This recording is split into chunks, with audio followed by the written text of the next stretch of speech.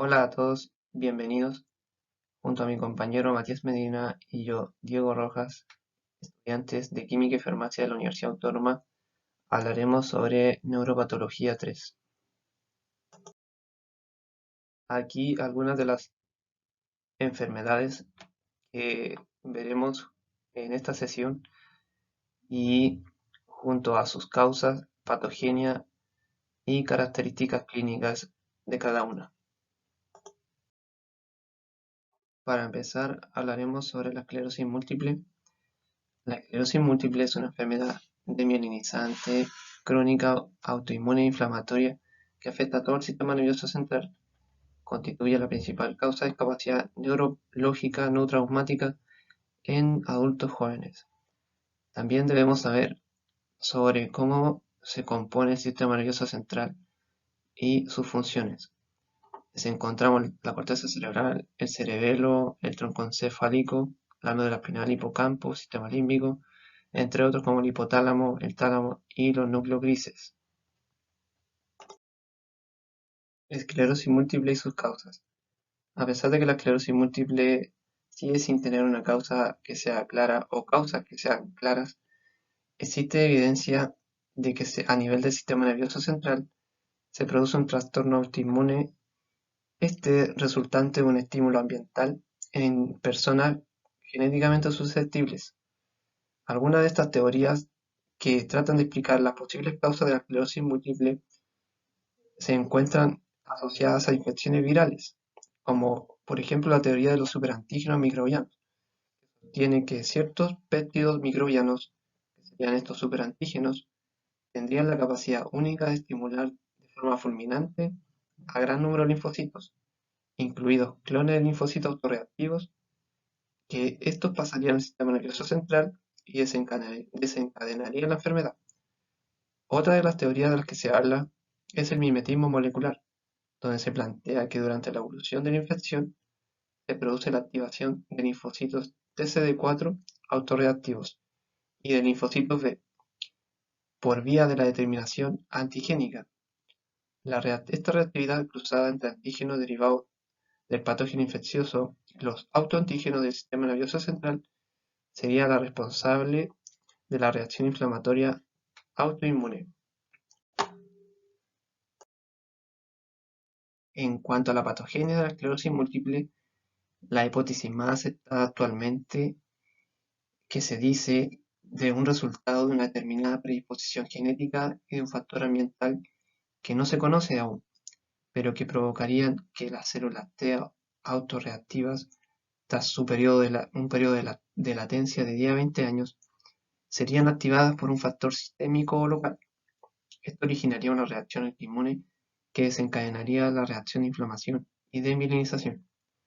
Aún no está clara la naturaleza de este factor, aunque se considera que estarían implicadas enfermedades virales y autoinmunes. De los linfocitos T involucrados estaría el linfocito TCD4 activados que se adhiere a la superficie de las células endoteliales de los vasos del sistema nervioso central, migran hacia el sistema nervioso central atravesando la barrera hematoencefálica y esto se continúa con una amplificación de la respuesta inmune tras el reconocimiento de antígenos específicos en las células presentadoras de antígenos, y esta se acompaña también de otros factores como autoanticuerpos o citoquinas. Los anticuerpos contra los antígenos que se encuentran en la sustancia blanca y oligodendrocitos pueden causar la desmielinización directa por inmunidad celular o bien por la activación del complemento que induciría una citólisis. También existen otros factores implicados en la toxicidad de los oligodendrocitos que serían productos solubles de las células T como la perforina, la interacción del antígeno Faz con su ligando o la interacción del linfocito TCD8 con el complejo mayor de histocompatibilidad. Eh, una de las infecciones que se dice, una infección viral que puede producir esclerosis múltiple es la del virus del herpes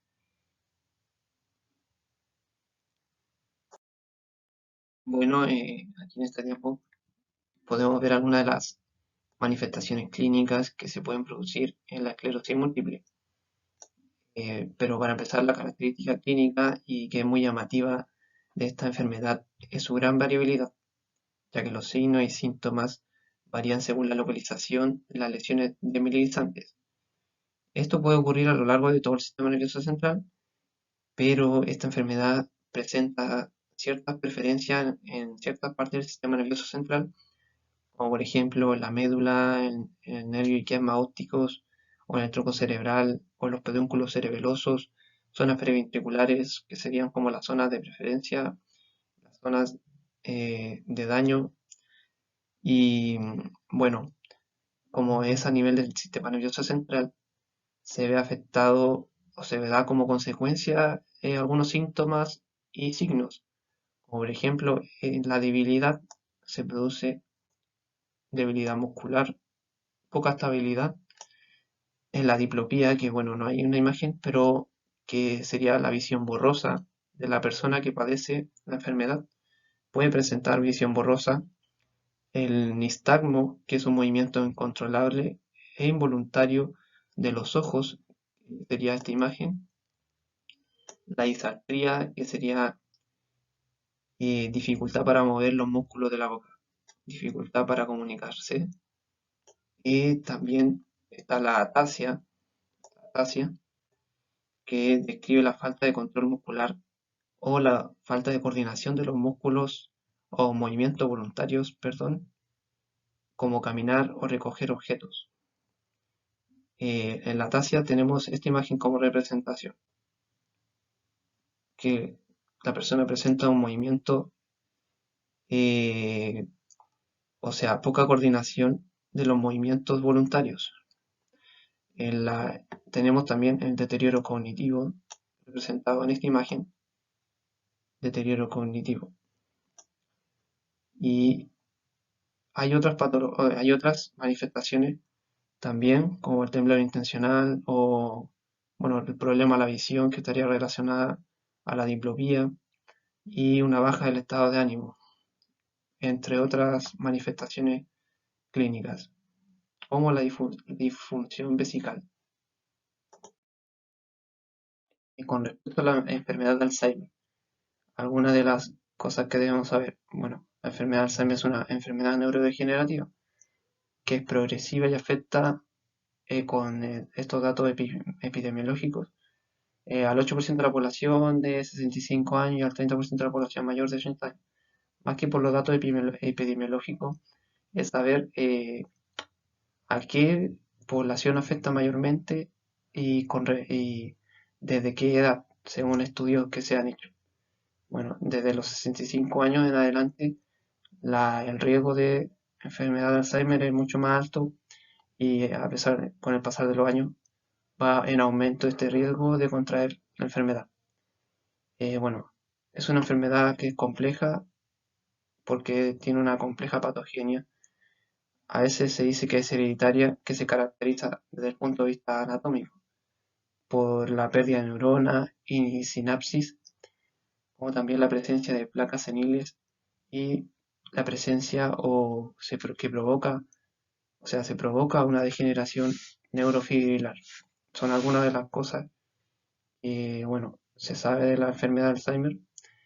Y bueno, con respecto a esta imagen, vemos la clara diferencia entre un cerebro saludable con respecto a un cerebro con Alzheimer.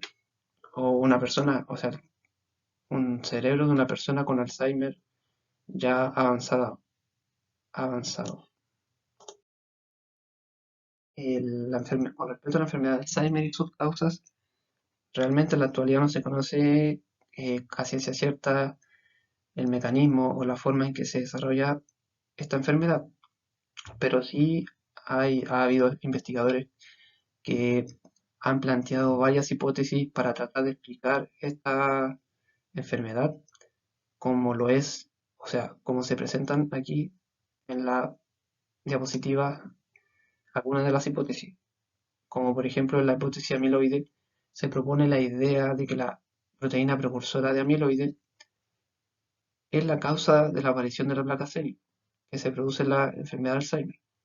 Otra es la hipótesis de la proteína tau, que se opina que la anomalía tiene su origen en esta proteína, que es una sustancia fundamental para crear el esqueleto de la célula, el citoesqueleto. La proteína tau alterada produciría una degeneración neuronal con estructuras características. Otra hipótesis está la de la acetilcolina. Se dice que se dice que hay una disminución de la acetilcolina, especialmente en la región del hipocampo, aunque después se generalizaría en todo el cerebro. También está la hipótesis de la cascada de amiloide. En esta se ha planteado como hipótesis que la causa de la enfermedad es por una alteración en los genes que producen la proteína precursora de amiloide, la proteína tau, la sinucleína, la presenilina 1 y 2, y esta alteración actuaría sobre la proteína beta amiloide, que sería desencadenando la muerte de las neuronas cerebrales. Este proceso dividiría, en la hipótesis, ahora en la hipótesis de calcio, se dice o se habla también que se ha centrado en los desequilibrios en el nivel de calcio que presentan enfermos de Alzheimer. El exceso de calcio puede comportar la destrucción de las células nerviosas.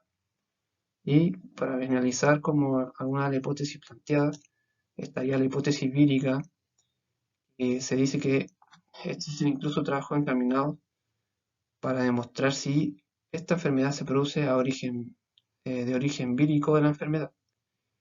La existencia de un agente patógeno externo podría causar los cambios en el tejido cerebral, aunque todavía no hay a ciencia cierta datos que lo demuestren.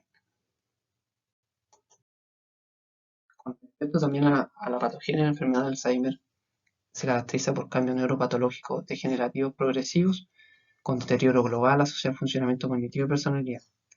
Como hablamos en las causas, existen ciertas hipótesis para explicar la enfermedad. Aquí en esta se explican algunas, o sea, se trata de explicar algunas hipótesis de los mecanismos patológicos de esta enfermedad. Por ejemplo, en la hipótesis que se plantea de la pérdida de la actividad colinérgica del sistema nervioso central. El cerebro de estos pacientes tiene concentraciones muy bajas de acetilcolina, sobre todo en áreas asociadas con la memoria y aprendizaje, tales como el hipocampo y la corteza. La disminución de la actividad colinérgica afecta la transmisión sináptica e inicia un proceso inflamatorio. Esa es una de las hipótesis que se ha planteado y que se ha tratado de explicar. También está la de la cascada amiloide, que en un cerebro normal se produce un péptido denominado beta-amiloide que tiene dos isoformas, la beta 40 y la beta 42. Hoy aquí está repetido. Pero es la beta 40 y la beta 42. La beta 42 es más hidrofóbica, más propensa a formar agregados. Por eso se considera una forma isoforma neurotóxica y es el componente mayoritario en las placas seniles de la enfermedad de Alzheimer. Por eso se dice que puede ser una acumulación de esta isoforma y que da la formación de placas seniles en la enfermedad de Alzheimer. También está la teoría de la apoliproteína, que habla de esta glicoproteína que ayuda a la reparación neuronal, que tiene propiedades antiinflamatorias y facilita el crecimiento de la dendrita. Sin embargo, una de sus isoformas se relaciona con la enfermedad de Alzheimer porque promueve los depósitos amiloide, la neurotoxicidad, el estrés oxidativo, entre otras que se ven aquí en la diapositiva. Se ve más o menos relacionada a lo que es la cascada amiloide. Manifestaciones clínicas del Alzheimer. Propuestas por el Instituto Nacional sobre el Envejecimiento y la Asociación de Alzheimer de los Estados Unidos. Establecen algunos criterios para determinar el grado en que se encuentra el paciente con Alzheimer. Aquí algunas de las manifestaciones que se pueden producir en la enfermedad de Alzheimer, como por ejemplo una gradual y progresiva disminución del conocimiento, un deterioro conductual, disminución de habilidades visoespaciales, disminución de las funciones del lenguaje, entre otras. También puede haber un deterioro funcional significativo, afectando a las actividades diarias del individuo. También existen etapas del Alzheimer, o sea, hay etapas del Alzheimer que ya sería el Alzheimer inicial, con pérdida de memoria a corto plazo. También, si no hay un tratamiento a tiempo, la enfermedad va a ir avanzando más rápidamente y podría avanzar más rápidamente a las otras etapas. Ya sería la etapa moderada de la enfermedad de Alzheimer, como inhabilidad para recordar vocabulario, pérdida de vocabulario. Ya la memoria va a ser pérdida a largo plazo, porque se va a ir deteriorando. Y la más avanzada, ya la enfermedad provoca deterioro de masa muscular y pérdida de movilidad. Enfermedad de Parkinson y sus generalidades. La enfermedad de Parkinson es una enfermedad idiopática del sistema nervioso caracterizado por motores y manifestaciones del sistema no motor. Es un crónico trastorno neurodegenerativo progresivo que ocurre principalmente en personas mayores, pero que también puede aparecer en pacientes jóvenes. Las causas de la enfermedad. Se sabe que la alteración patológica que subyace a la enfermedad de Parkinson es la pérdida de las neuronas dopaminérgicas en el área ventral de la parte compacta de la sustancia negra. Aún no se conoce la causa de la enfermedad de Parkinson, pero en la mayoría de los casos se debe a la interacción de factores ambientales y genéticos. Los mecanismos propuestos como causa de este padecimiento incluyen el estrés oxidativo, producto del efecto de las especies reactivas de oxígeno, formada a partir de las reacciones metabólicas normales, como la generación de energía de las mitocondrias, de la actividad del sistema enzimático hepático citocromo P450, por la exposición al humo del tabaco o los gases emitidos por automóviles e industria, el asbesto y las radiaciones ionizantes, el consumo exagerado de alcohol y infecciones por virus. Además, también la diabetes aumenta el riesgo de padecer la enfermedad de Parkinson. La patogenia de la enfermedad de Parkinson. Los avances sustanciales en la comprensión de la patogenia de la enfermedad de Parkinson han resultado de los hallazgos epidemiológicos, observaciones patológicas y descubrimientos genéticos. Por ejemplo, se han identificado vías moleculares claves que se presume que son importantes tanto en la enfermedad de Parkinson familiar como en la esporádica mediante la adaptación de genes que están asociados a la enfermedad en redes intracelulares comunes. Las alteraciones en los procesos celulares implicadas en la regulación de la homeostasis proteica o proteostasis parecen estar implicadas en la patogénesis de la enfermedad de Parkinson. Estos incluyen anomalías en la agregación de proteínas, tráfico intracelular de proteínas y membranas, y la eliminación de proteínas por los sistemas de ubiquitina, proteasoma y lisosoma autofágicos.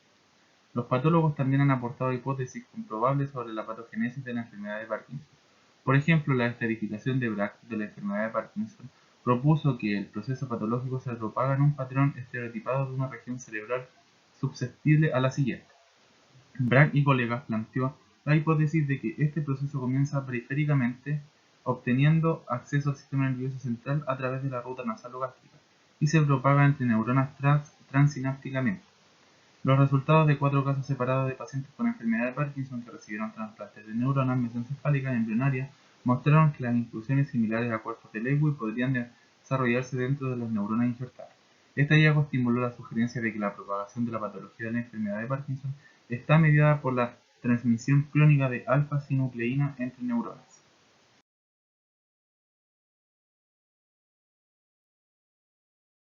La enfermedad de Parkinson y sus manifestaciones clínicas. Pertenece al grupo de trastornos del movimiento. Sus síntomas claves son el temblor en las manos, los brazos y las piernas, la rigidez de las extremidades y el tronco, la lentitud de sus movimientos, la inestabilidad postural y las alteraciones de la marcha. Además de los síntomas motores, los pacientes presentan alteraciones cognitivas y mentales, alteraciones vegetativas como cialorrea y seborrea. Las manifestaciones motoras comienzan focalmente por lo común en una de las extremidades, cuando la concentración de dopamina cae por debajo del 60 al 70% en la región motora del cuerpo estriado. Al principio se manifiestan a solo un lado del cuerpo y gradualmente progresan al lado contrario.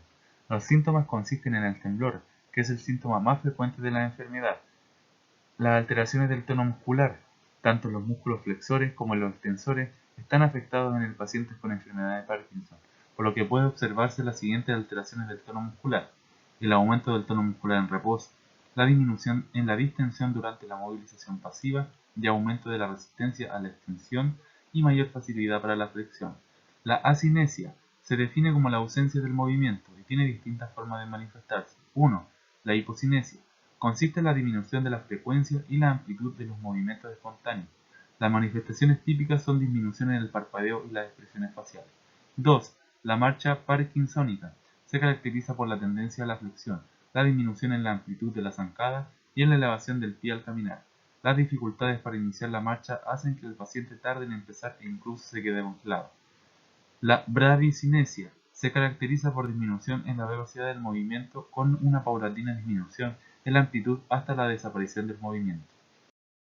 El síndrome de Guillain-Barré es la principal causa de parálisis aguda que puede afectar potencialmente a toda la población humana.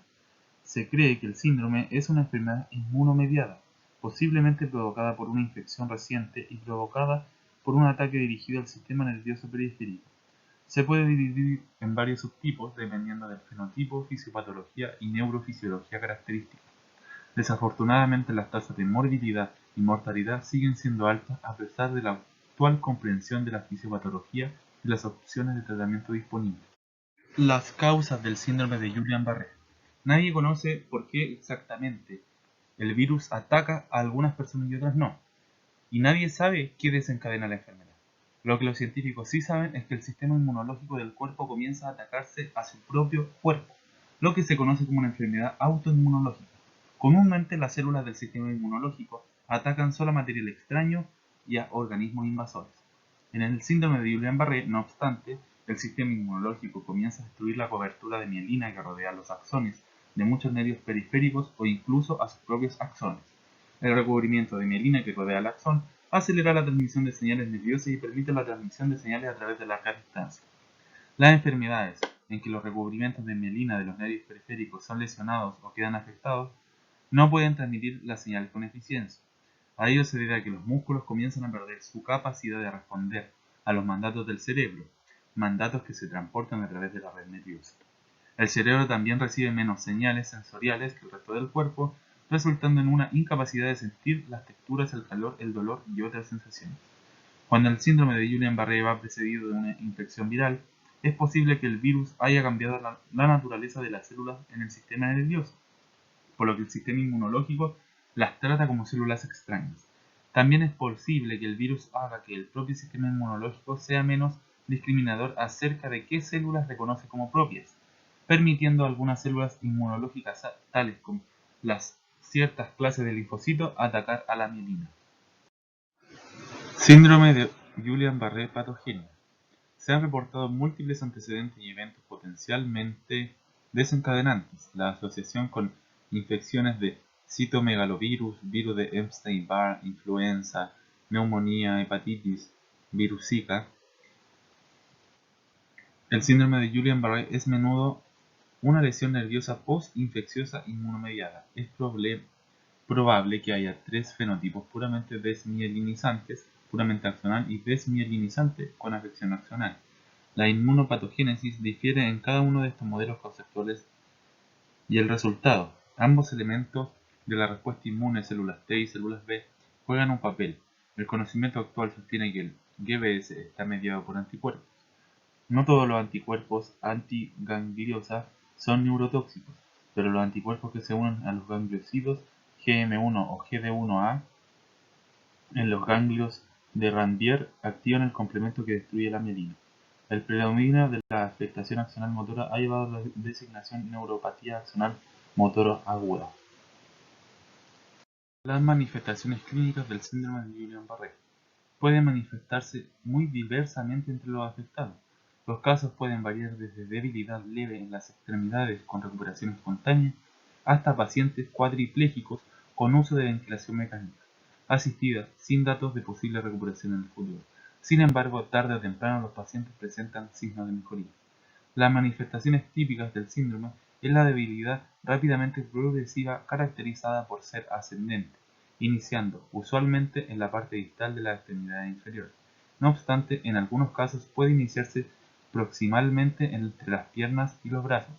La debilidad suele progresar rápidamente desarrollando cuadriplegia en un periodo que va desde algunos días hasta un mes. Además de la debilidad, algunos pacientes pueden presentarse con síntomas sensoriales, ataxia, dolor muscular y radicular.